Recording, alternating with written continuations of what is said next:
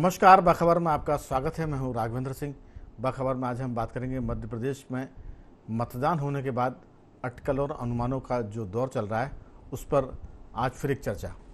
दरअसल अनुमान अटकल की बात इसलिए कर रहे हैं क्योंकि ईवीएम मशीन में सबके भाग्य बंद हो चुके हैं। अब केवल एक तरह से अगर आम भाषा में कहें तो टाइम पास की जो बात होती है, ट्रेन में और बसों में जो बैठे लोग होते हैं वो किस तरह से चर्चाएं करते हैं, ये पूरी सियासत की बातें लगभग उसी दौर में जा रही हैं।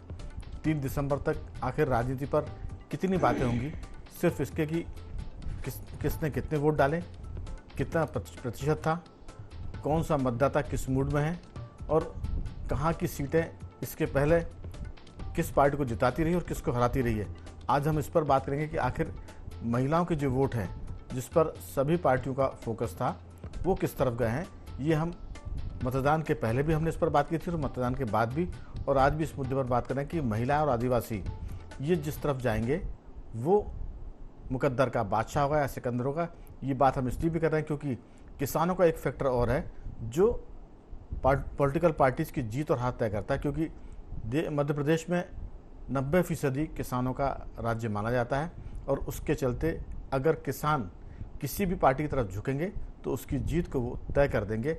आज इसी पर विस्तार से बात की। महिला और आदिवासी इस चुनाव के गेम चेंजर साबित हो सकते हैं।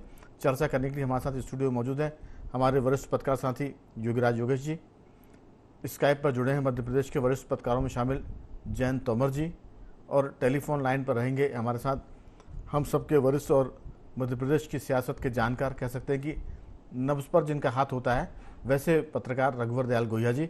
आप सभी का बहुत बहुत स्वागत है। चर्चा की शुरुआत जैन जी आपके साथ इसलिए करना चाहते हैं क्योंकि इस बार चंबल का जो इलाका है, ग्वालियर चंबल, वो एक बड़ा फैक्टर साबित हो सकता है, क्योंकि पिछले बार जब सत्ता परिवर्तन हुआ था तब कमलनाथ की सरकार को 18 महीने में गिराने की भूमिका ग्वालियर चंबल से हुई थी।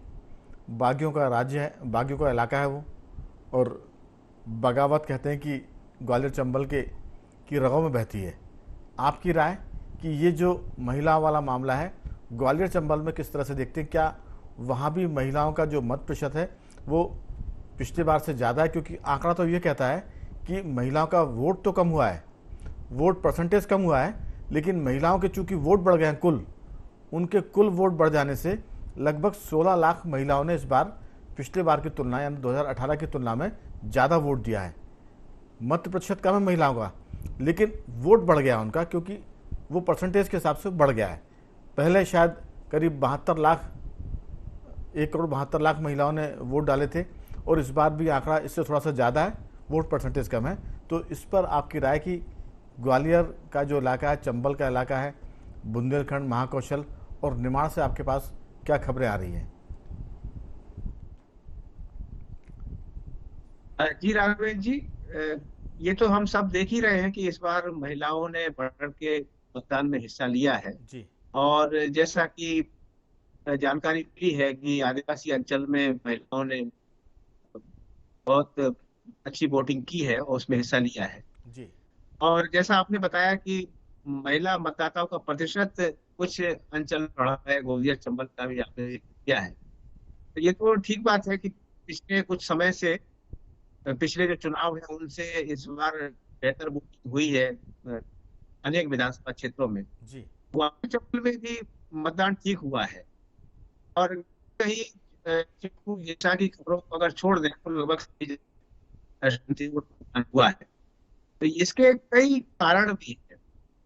कुछ जगह ये भी शिकायत की आई कि मतदान बहुत धीमा हुआ। जैसे ग्वालियर दक्षिण विधानसभा सीट में कांग्रेस के प्रत्याशी प्रवीण पाठक की ये शिकायत रही प्रशासन से कि जहां जहां उनका क्षेत्र था, उनके समर्थक मतदाता थे, वहां वोटिंग धीमी हुई। लेकिन जी अ, इस पर अभी कुछ आरोप प्रत्यारोप तो हर कोई करते ही है।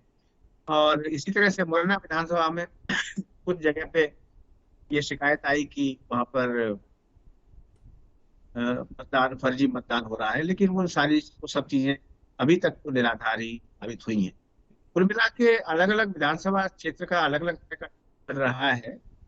और जैसे लाहौर की अगर बात करें तो वहाँ गोविंद सिंह भाजपा से, अम्बरीश शर्मा और रसाल सिंह ये 3 प्रत्याशी थे।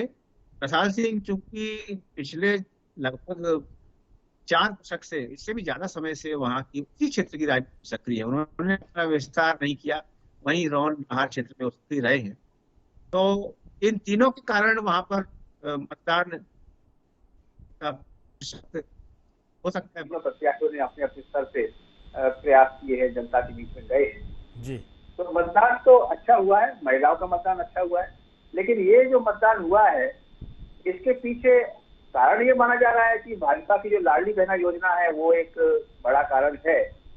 लेकिन ये कोई जरूरी नहीं है कि सिर्फ वही एक कारण हो, कोई और भी कारण हो सकते हैं। कांग्रेस की योजनाएं जो हैं, खासतौर पे मेरा ऐसा अनुमान है कि किसान जो हैं ग्रामीण क्षेत्र के, उन्हें कांग्रेस की योजनाओं ने, उनके वादों ने काफी अपील किए हैं। खासतौर पे बिजली बिल में जो राहत की बात है, कर्ज माफी की बात है, तो उसका भी असर ग्रामीण क्षेत्र के मतदान पे खासतौर पे दिखाई देता है। जैन जी, दरअसल महिला वोटर के बारे में एक मिथ है कि वो महिला वोटर जो होती है वो केवल अकेली एक महिला वोटर नहीं है, वो परिवार में किसी की माँ है, किसी की पत्नी है और किसी की बेटी है। दरअसल घर में जो मुखिया होता है उसके कहने पर वोट का मूवमेंट होता है, और ख़ासतौर से महिलाओं की बात करें हम। इससे भी अलग हटके मैं बात करूंगा कि अल्पसंख्यक वर्ग में ये कहा जाता है कि वो वोट तय करके डालते हैं, और जब पूरा वर्ग तय करके डालता है तो फिर महिलाएं, अल्पसंख्यक महिला वर्ग भी उसी के हिसाब से वोट करता है। लेकिन उत्तर प्रदेश चुनाव ने ये थोड़ा सा संकेत दिया है कि अल्पसंख्यक महिला वोटर ने भाजपा के पक्ष में इस मुद्दे पर मतदान किया है कि 3 तलाक वाला जो मामला है वो बीजेपी सरकार ने उसके लिए कानून बनाया। और ये मिथ था कि ऐसा होता नहीं है, मुस्लिम वोट जो है वो एक साथ डलता है। लेकिन कुछ फीसदी मुस्लिम वर्ग की महिलाओं ने भाजपा के पक्ष में वोट किया। इस तरह के संकेत उत्तर प्रदेश चुनाव ने दिए थे। अब मैं मध्य प्रदेश की बात करूं तो महिलाएं वही करती हैं आमतौर से जो परिवार का मुखिया कहता है, उसका पिता या उसका भाई बोलता है या उसका पति कहता है, उसी के हिसाब से वो वोट करती हैं। लेकिन हमने कहा कि ये एक मिथ है। लेकिन अगर ये मिथ टूटा और शिवराज सिंह चौहान ने जो 20 साल में उनसे रिश्ता बनाया है भाई का और मामा का, अगर वो चल गया तो फिर भाजपा के खुश होने की बात आएगी। और अगर वो नहीं चला तो फिर जैसा अनुमान लगा रहे हैं वैसा भी हो सकता है कि शायद वो वोट भाजपा के पक्ष के बजाय कांग्रेस के पक्ष में भी चल गया है। और आपने एक बात ये और कही कि जो किसान वोट है उसने कांग्रेस की बहुत सारी जो घोषणा उसके हिसाब से भी वोट किया है। तो तुलनात्मक दृष्टि से, मैं खुद गांव का रहने वाला हूं, मैं अपने गांव में वोट डालने गया था तो वहां लोग इस बात की बात कर रहे थे कि बीजेपी ने जो धान की खरीदी में प्रति कुंटल 1000 रुपये का जो इजाफा किया है अपने वादों में, और गेहूं की खरीदी में जो एमएसपी है उसमें 500 रुपये का इजाफा किया है, उसकी भी गांव की गलियों में और चौपालों पर चर्चा हो रही थी। तो ये हमारे सबके अनुमान है। ये तो 3 तारीख को तय होगा। लेकिन अभी मैंने चर्चा की शुरुआत में कहा था कि ये एक तरह से इस समय सियासी गलियारों में, मीडिया के दफ्तरों में ये टाइम पास मूंगफली की तरह है ये चर्चा कि कौन सा वोट गेम चेंजर होगा, किसके मिथक टूटेंगे और क्या होगा। अभी तो लेकिन हम तो सिर्फ हवा किस तरफ चल रही है उसका अंदाज़ा लगाने की कोशिश कर रहे हैं। कई बार मीडिया इसमें बुरी तरह फ्लॉप भी साबित हुआ है। मैं लौटूंगा आपके पास। रघुवर जी, मेरी आवाज़ सुन पा रहे हैं? जी बिल्कुल। दरअसल आदिवासी अंचलों में इस बार ज़बरदस्त मतदान हुआ और उसने पिछले सारे रिकॉर्ड तोड़े। ये अनुमान है कि जो आदिवासी अंचल है वो जिसके तरफ जाता है, पिछले बार कांग्रेस के पक्ष में उसने वोट किया था तो कांग्रेस की सरकार बन गई। कहा जा रहा है कि इस बार 90% के लगभग मतदान हुआ है आदिवासी क्षेत्रों में। और महिलाओं की मैंने बात की थी कि महिला वोटरों का भी मूवमेंट बढ़ा है, लेकिन आंकड़े बताते हैं कि महिलाओं की कतारें तो दिखी, लेकिन कुल अगर गणित समझें तो महिलाओं के वोट पिछले बार की तुलना में उनका प्रतिशत कम है। वोट की संख्या तो बढ़ी है क्योंकि महिलाओं के वोट कुल टोटल बढ़े हैं। टोटल बढ़ने से मतदान भले ही घटा हो उनका, लेकिन वोट बढ़ गया है और लगभग वो वोट बढ़ा है 16 लाख के आसपास। तो ये 16 लाख वोट महिलाओं का और लगभग 31 या 21 के लाख करीब युवाओं का वोट, इसके बाद जो किसानों का वोट है, ये जिस तरफ जाएगा थोड़ा थोड़ा करके, अगर ये 2-3% भी कहीं एक तरफ जाता है तो उस पार्टी की बल्ले बल्ले हो सकती है। आपकी राय? गांव देहात कस्बे की महिलाओं का क्या मूड था और आप उसे कितना भांप पाए, कितना टटोल पाए? रघुवर जी। जी देखिए, सबसे पहले तो पूरे प्रदेश की हम बात करें तो करीब 2,72,000 से अधिक महिला मतदाता जो है वो रही हैं। और आपने वोट प्रतिशत बता ही दिया है। आदिवासी समुदाय की समाज की आपने बात की है। एक बार आंकड़ों में बता दूं, 2018 में कुल वोट डले थे मध्य प्रदेश में 75.63%, और इस बार डले हैं, आंकड़ा बढ़ गया है, 75 से बढ़कर वो हो गया 77.15%। ये कुल वोट है, लगभग 1.5-2% के आसपास वोट बढ़ा है। लेकिन इसमें हम अगर महिलाओं की बात करेंगे तो महिला वोट जो है पिछले बार 2018 में था 1.95%, और इस बार जो है वो उसका आंकड़ा बता रहे हैं कि घट गया है और 2.18% नीचे आया। ऐसा जो आंकड़े हैं वो बताते हैं। सही आंकड़े तो मेरे ख्याल से और 2-4-5 दिन बाद छन कर आएंगे, लेकिन अभी जो आंकड़ा बता रहा है कि कुछ वोट फीसदी घटा है, लेकिन टोटल वोट संख्या महिलाओं की बढ़ गई है पिछले बार की तुलना में। जी रघुवर जी। जी तो बात अभी आदिवासी समुदाय की हो रही थी, तो ये आप भी जानते हैं कि पूरे देश में मध्य प्रदेश ही एक ऐसा राज्य है जहां आदिवासी समाज की सबसे अधिक संख्या है। लगभग 21% समुदाय मध्य प्रदेश में आदिवासी समुदाय रहता है, और 200 सीट विधानसभा क्षेत्र की जो है उसमें 47 सीटें ऐसी हैं जो आदिवासी समुदाय के लिए आरक्षित मानी गई हैं। लेकिन उम्मीदवारों की बेहद कमी रहती है, ये आप भी जानते हैं। उसकी भरपाई के लिए कांग्रेस ने जहां आपके कांतिलाल भूरिया जो पूर्व मंत्री रहे उनको चुनाव अभियान समिति का अध्यक्ष बनाया। जब हम बीजेपी की बात करते हैं तो उनके पास एक ट्रम्प कार्ड है राष्ट्रपति द्रौपदी मुर्मू जी का, और कमलापति रेलवे स्टेशन नाम करने का, टंटिया मामा के नाम से एक रेलवे स्टेशन बनाने का। तो आदिवासी समुदाय को लुभाने की, अपनी तरफ खींचने की कोशिशें तो कागजी तौर पे, फौरी तौर पे, दिखावे के तौर पे, मैनेजमेंट के तौर पे अवश्य हुई हैं, इससे कोई इनकार नहीं कर सकता। लेकिन आप ये भी जान लीजिए कि जो जमीनी हकीकत है वो बड़ी कठिन बनी हुई है। 2019 में एक संसदीय समिति ने अपनी रिपोर्ट दी थी जिसमें बताया गया था कि 2015-16, 16-17 में मध्य प्रदेश में अनुपात में जो धन आवंटित किया जाना था वो नहीं हो पाया, और हालत यह है आज भी कि 2017 तक 1240 प्राथमिक स्वास्थ्य केंद्र, लगभग 650 उपकेंद्र की कमी चिन्हित की गई थी, और 94 एसटी बहुल जिलों में से 40 अभी भी ऐसे हैं जहां आदिवासी बहुल आबादी है, लेकिन वहां पर्याप्त स्वास्थ्य की भी बुनियादी सुविधाएं उपलब्ध नहीं है। ऐसी स्थिति में आदिवासी समुदाय को वोट के रूप में तो माना जा रहा है, लेकिन उनकी ताकत को भी पहचाना नहीं जा रहा है। आपने पिछली डिबेट में भी जो बात कही थी, आधी आबादी का महत्व राजनीतिक दल समझने लगे हैं, और लाडली बहना हो या नारी सशक्तिकरण की बात हो, उस तरफ जो फोकस किया जा रहा है, मुझे लगता है कि इसी प्रकार से आने वाले समय में सभी राजनीतिक दलों को आदिवासी समाज के लिए भी गंभीरता पूर्वक सोचना होगा, वरना जो आने वाले जो चुनाव होंगे, इलेक्शन होंगे, लोकतंत्र होगा, वो कहीं ना कहीं इनसे प्रभावित अवश्य होगा। ये आप जानते हैं, समझते हैं। दूसरी बात, मध्य प्रदेश के चुनाव को लेकर जो मैं समझता हूँ कि भारतीय जनता पार्टी जो है अपनी जो भी पॉलिसी उसकी या उसकी जो रणनीति थी वो उसमें कहीं ना कहीं मुझे थोड़ा सा आगे पीछे हटती हुई नजर आई है। शुरुआती दौर में आप देखेंगे तो मुख्यमंत्री शिवराज सिंह चौहान जी मध्य प्रदेश के एक चेहरा लग रहे थे कि उनके चेहरे को सामने रख के चुनाव लड़ा जाएगा। फिर बाद के समय में अचानक केंद्रीय करते हैं, इस पर भी बात करते हैं अपन अभी, कि जो बीजेपी की रणनीति थी वो थोड़ी सी हिली हुई दिखी, थोड़ी सी मुद्दों से पार्टी के भीतर जो था कुछ ना कुछ खींचतान थी, इसकी तो भाजपा के आला कमान ने यहाँ दखल दिया था, मैं लौटूंगा। लेकिन अभी हम कह रहे हैं कि आदिवासियों और महिलाओं का मामला, युगराज जी, दरअसल आदिवासी अंचलों में भी बहुत ज़बरदस्त वोटिंग हुई है। जो हमारे पास आंकड़े वो 72 सीटों पर ज़्यादा वोट डले हैं, और उसमें जो आदिवासी बहुल है वहाँ आंकड़ा 85 से 85 से 90% तक चला गया है, और ये अब तक का सबसे बड़ा प्रतिशत है। दूसरी बात, महिलाओं की बात करें तो महिलाओं ने भी खासतौर से ग्रामीण इलाकों में खासी वोटिंग की है, लेकिन ये पता नहीं चलता कि वो किस तरफ वोट गया, क्योंकि खामोशी से वोट डले हैं इस बार। बहुत लोगों ने इसमें मुखर होकर वोटर ने बात नहीं की है।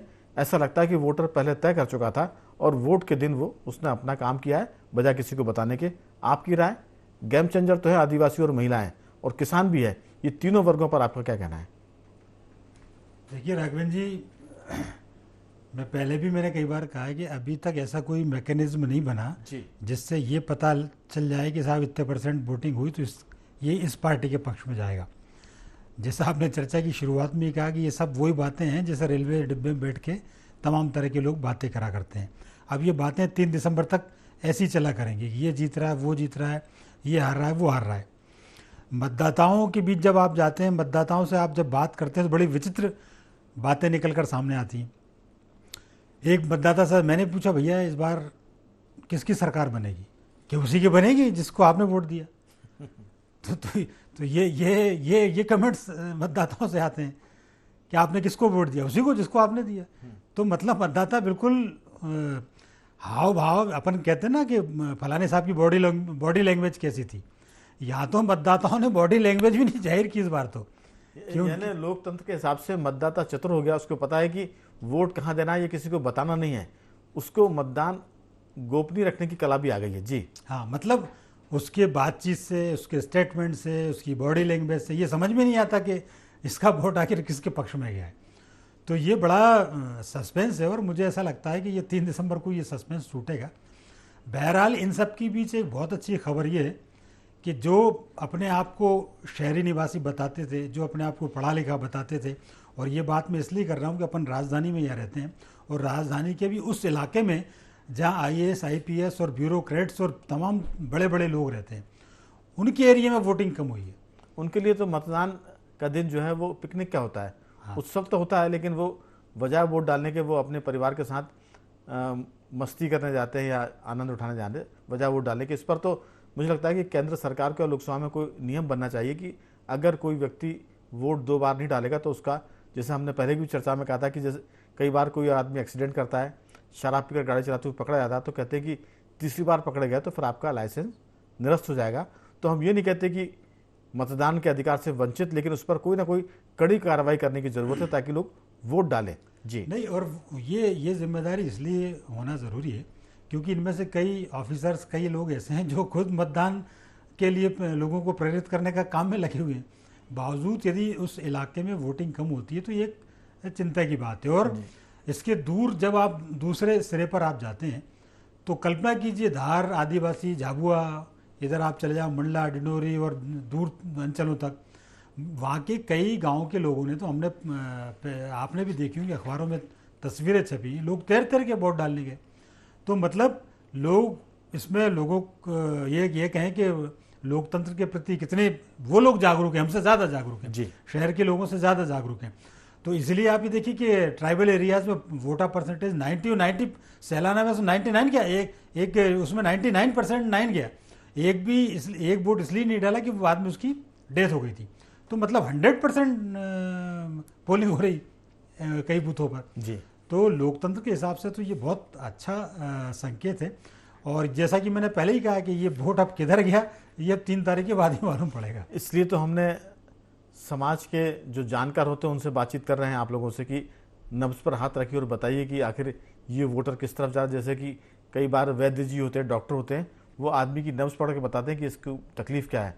तो ये आपका जो नब्ज पर हाथ है वो बताएगा कि ये वोटर किस तरफ गया है और किस तरफ नहीं जाने वाला है। जी, इसमें एक बात और मैं ऐड करना चाहूँगा। आप पिछले चुनाव के 10-20 सालों के यदि आप एनालिसिस करें वोटर परसेंटेज का, तो एक बात ज़रूर निकल कर सामने आती है कि जब 3, 3.5 या 4% के आसपास ज़्यादा वोटिंग होती है तो फिर वो ये माना जाता है कि अब सत्ता बदलने वाली। जी, लेकिन ये तो इतना सस्पेंसिव वोटिंग हुई है कि बहुत माइनर अंतर चल रहा है। तो मुझे लगता है कि रिजल्ट भी 2018 जैसा दिखेगा। बिल्कुल। जयंत जी, दरअसल मैं थोड़ा सा 1 मिनट का समय लूँगा कि जो 72 सीटों पर महिलाओं ने ज़्यादा वोटिंग की है, ये एक खबर है। आदिवासी क्षेत्रों में ज़बरदस्त वोटिंग हुई, 90% तक गया। और आप बता रहे हैं एक जगह, कौन सी जगह, सैलाना के एक गांव में तो 90.9% तक वोट हुआ। सिर्फ एक वोट चूंकि डेथ हो गई थी, फोर्थ हो गए थे, इसलिए वो वोट नहीं डला है।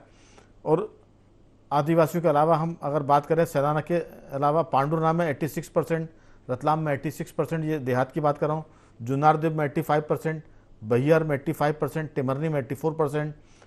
शहरों में जरूर कम हुआ, ग्वालियर में 67, इंदौर में थोड़ा सा बढ़ा हुआ 73.8%, जौलपुर में 75 और ग्वालियर में भी 67, उज्जैन में 78%। जो आंकड़े बताते हैं कि मतदाताओं ने जो वोट का प्रयोग किया है वो 78.21% मतदाताओं ने वोट किया है, और महिलाओं ने जो वोट डाले हैं वो 76.3%। तो आंकड़ों के लिहाज से तो पुरुषों से थोड़ा सा पीछे महिलाएं, लेकिन मैं बार बार दोहराता हूं कि वो उनकी संख्या वोट की बढ़ी है। ये वजह है कि 16 लाख वोटर महिलाओं के इस साल 18 की तुलना में बढ़े हैं। तो वो 16 लाख किस तरफ जाते हैं, इस पर हर पार्टी दावा कर रही है। कांग्रेस का कहना है कि हमारी तरफ आए, भाजपा का कहना है कि लाडली लक्ष्मी और लाडली बहना जो है उसके चक्कर में आए हैं। अब यही पता करना मुश्किल है कि ये इसके लिए तो लोग कर रहे हैं, शीर्षासन लगा रहे हैं। सारे जानकार और जो सिद्धस्त हैं वो सिर के बल खड़े होकर पता करने की कोशिश कर रहे हैं कि आखिर किस तरफ है। कोई दूरबीन लगा के देख रहा है कि ये वोट चला किस तरफ गया है। आपकी राय, आप इसे किस तरफ से देखते हैं, किधर जाता हुआ लगता है और किधर अटकता हुआ दिखता है? राघवेंद्र जी, आपने और योगीराज जी ने बड़े अच्छे से उसकी समीक्षा की है। और ये एक सुखद तथ्य है कि आदिवासी क्षेत्रों में मतदान का प्रतिशत बहुत ही अच्छा रहा है, 90% तक गया सैलाना का, जैसा बताया जी। मैं इसे दो दृष्टि से देखता हूँ। पहला तो ये कि लाडली बहना योजना का अगर लाभ इनको मिला है तो सबसे ज्यादा अगर किसी की जिंदगी में राहत आई होगी तो आदिवासी महिलाओं के जीवन में आई होगी। मुझे लगता है कि उनके पास नकदी की बेहद कमी रहती होगी और उनके जीवन में एक बड़ी राहत का संदेश लेके ये योजना आई होगी।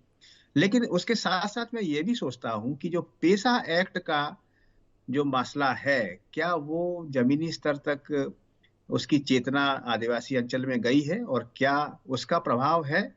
क्योंकि पिछले लंबे समय से, पिछले 1 साल से हम देख रहे थे कि किस तरह से जयस और तमाम आदिवासी संगठन पेसा एक्ट को लेके कितने उद्वेलित थे। और उन्होंने राहुल गांधी को पदयात्रा के समय जो जबलपुर के जो विधिवेत्ता सांसद हैं, मैं नाम भूल रहा हूं उनका, विवेक तनखा, उनके साथ, विवेक तनखा के साथ वो गए। तो एक चेतना पेसा एक्ट को लेके हुई है। कांग्रेस इस कानून को लाई थी, लेकिन 25 साल तक इसके नियम मध्य प्रदेश में नहीं बने। उसके लिए दोनों ही सरकारें जिम्मेदार हैं। तो वो चेतना गई है। और मुझे लगता है कि एक कारण ये भी हो सकता है कि पेसा एक्ट को कौन ज्यादा कारगर तरीके से लागू करे। और कांग्रेस के प्रति भरोसा आदिवासियों का पहले भी था और शायद अब भी है। लेकिन टंटिया मामा की बात हो या बिरसा मुंडा की बात हो या राष्ट्रपति जी आदिवासी समुदाय से आती हैं, ये जो एक जिसको कहे कि अपने पहचान, उनकी गरिमा का जो मसला है, इससे बीजेपी के पक्ष में चीजें जाती हैं। लेकिन अगर पेसा एक्ट को उन्होंने गंभीरता से लिया है तो चीजें कांग्रेस के पक्ष में जाती हैं। जैन जी, दरअसल पॉलिटिकल पार्टी इतनी चतुर होती हैं कि वो भ्रमित कर देती हैं। हर पार्टी के दावे इतने जबरदस्त होते हैं, उनकी भाषा शैली ऐसी होती है, चुनाव के वक्त वो इस तरह से बात करते, लगता है कि बस इनसे अच्छा कोई नहीं है और ये तो भगवान है हमारे लिए। और मतदान के बाद एकदम से उनका रूप बदल जाता है। तो बेचारे आदिवासी भ्रमित हो जाते हैं। दोनों पार्टियों की बात कर रहा हूँ मैं। पॉलिटिकल लीडरों के पास ये सम्मोहन शक्ति है और ये चुनाव के वक्त आती है 8 दिन के लिए, उसके बाद वो चली जाती है वापस। तो ये देखते हैं कि कौन सम्मोहित करता है और फिर कौन पूरा करता है। जल्दी से मैं राय चाहूँगा रघुवर जी आपकी इस पूरे मामले में कि क्या आदिवासी और महिलाएं सम्मोहित हो माने वोटरों को सम्मोहित करते हैं पॉलिटिकल पार्टीज और उनके लीडर? अगर वो सम्मोहित कर पाए तो जिसका सम्मोहन करने का ताकत ज्यादा होगी, मुझे लगता है कि वोट उस तरफ खिंच जाएगा। आपकी बहुत छोटी सी राय। निश्चित रूप से ये सारा मामला सम्मोहन से, प्रभाव से ही जुड़ा हुआ है। रैली, ज्ञापन, विज्ञापन, डंडे झंडे जिसके ज्यादा दिखते हैं, ऐसा माना जाता है आम जन में कि उसकी ताकत ज्यादा और वही जीत रहा है। तो जिसने ज्यादा ताकत लगाई है, जिसने ज्यादा लोगों से चर्चा की है, जो लोगों तक पहुंचा है, जीत उसी की होगी। और इसमें अभी से कुछ कहना बिल्कुल बहुत जल्दबाजी होगी, क्योंकि आप ये मान के चलिए कि जब लोग ये कहें कि आप ही बताइए आपने किसको वोट दिया है, हमने भी उसको दिया है, इसका मतलब ये कि उसके मन में कुछ ऐसा चल रहा है जो वो बताना नहीं चाहता है, और वो समय पर ही उसने बता दिया और जता दिया और अपना मत जो है वो ईवीएम में सुरक्षित कर दिया है। अब आने वाली 3 दिसंबर ही ये तय करेगी कि उसने कहाँ वोट दिया है प्रदेश के मतदाता ने, और सरकार वो किसकी बनाएगा। बिल्कुल योगीराज जी, दरअसल ये जो मतदान के बाद परिणाम की जो तिथि है जितनी बढ़ती है उतनी राजनीतिक दलों में और जो उनके प्रत्याशी उनके मन में धुकधुकी लग जाती है। हर दिन उनका ऐसे बीता और उनके पास वो लोग पहुंचते हैं कि साहब जीत तो आप ही रहे हैं, तो बड़ी दिलासा वो महसूस करते होंगे अपने आप को। वैसे ही जैसे कोई बीमार आदमी के पास लोग जाते हैं कि आप तो बहुत जल्दी ठीक होने वाले हैं या बहुत जल्दी अच्छे होकर आप अस्पताल से घर पहुंचने वाले हैं, तो अभी ये सारे लोग जो हैं इनको धुकधुकी लगी हुई है, उनकी धड़कनें तेज हैं और जो भी पार्टी के लोग उनके पास जाते होंगे, अरे सर आप तो जीत ही रहे हैं, तो उनके लिए लगता होगा जैसे किसी ने संजीवनी दे दी। लेकिन 3 तक तो ये सब चलेगा। आपकी बहुत छोटी सी राय। मैं कह रहा हूँ 3 तारीख तक कई सरकारें बन जाएंगी, बिगड़ जाएंगी, कई प्रत्याशी जीत जाएंगे जिनको उम्मीद नहीं वो भी चुनाव जीत जाएंगे जी।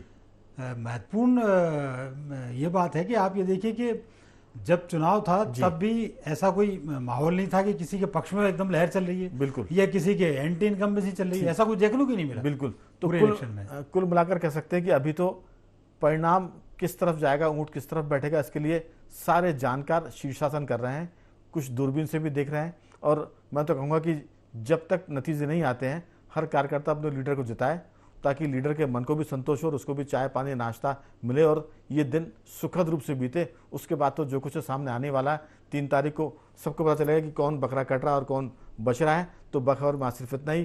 तीनों मेहमानों का मैं धन्यवाद करूँगा। रघुवर जी आपका साधुवाद, जयंत जी आपका बहुत बहुत धन्यवाद और योगीराज जी आपका बहुत बहुत साधुवाद कि आपने चर्चा में हिस्सा लिया। तो बखबर में सिर्फ इतना ही। बने रहिए हमारे साथ और देखते रहिए IND24।